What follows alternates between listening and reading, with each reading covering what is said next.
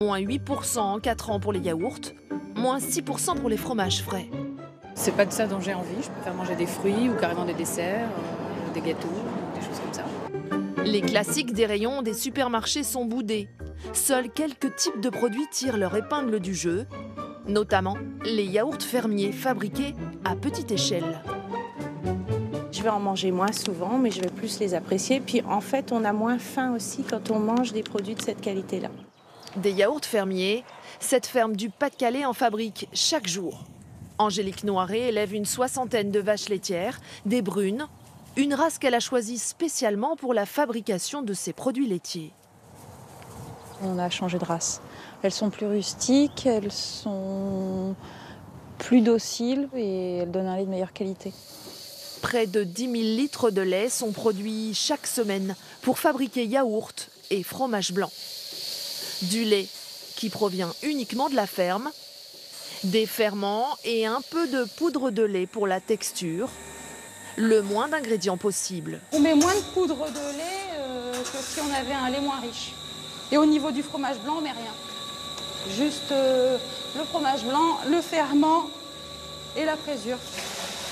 Vendu sur le marché de Rungis ou dans le département, un peu plus cher qu'un produit industriel, 59 centimes le pot, ces yaourts fermiers ont du succès. Mais Angélique Forger garde la tête froide. Il y a un marché pour les produits fermiers, mais après, on n'est pas les seuls. Donc il faut réussir à bien se placer en rapport qualité-prix. Dans ce marché en baisse, certains industriels s'en sortent quand même, grâce à leur gamme bio. Chez le numéro 1 français des produits laitiers, 11 millions de litres de lait bio sont transformés chaque année dans cette usine. Autour de cette usine, on a 22 éleveurs qui travaillent pour les deux vaches et qui livrent régulièrement le lait dans cette usine. En 10 ans d'existence, la gamme bio ne cesse de s'élargir. Plus 26% de croissance l'an passé et plus encore pour les desserts lactés, comme ces flans au caramel. Une aubaine pour l'entreprise française. On est sur un marché qui est compliqué, sur l'ultra frais normal, conventionnel. Et le bio est un segment qui est très très dynamique et qui permet au groupe Danone, oui, d'avoir de la croissance sur un segment d'avenir. L'avenir, pour ces yaourts à boire, passe par les innovations. Pour rester dans la course, cette entreprise mise sur de nouveaux produits. Aujourd'hui, une trilogie à base de vanilles différentes, testée en rayon ces jours-ci.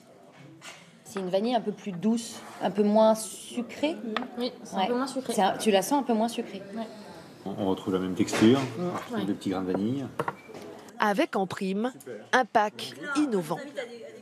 Donc la première chose, ça passe par là, c'est qu'il faut que le consommateur ait envie d'acheter le produit juste parce qu'il le voit et qu'il se dit c'est vraiment différent de ce qui existe dans les rayons. Il va rentrer par le beau la première fois et ensuite il rachètera si la promesse qui a été faite de dire c'est de la vanille de Madagascar avec du sirop d'érable, eh bien je l'ai retrouvé en bouche et donc j'ai envie de recommencer.